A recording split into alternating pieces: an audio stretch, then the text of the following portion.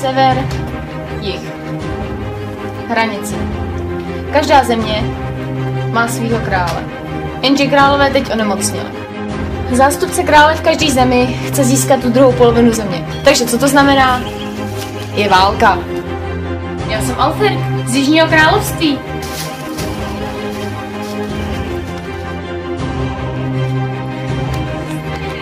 Takže ty utíkáš před válkou? Ne, to jste se museli s někým splést.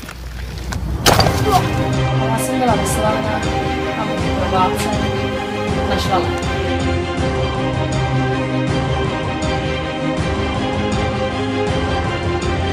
Církev se to nedozví.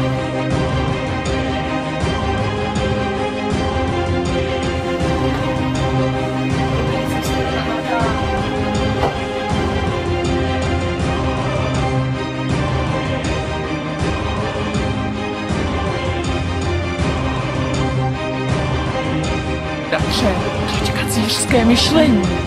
Chceš skončit na hranici?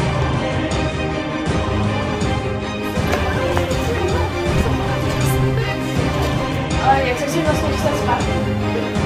Nevím, na to jsem ještě nemyslela.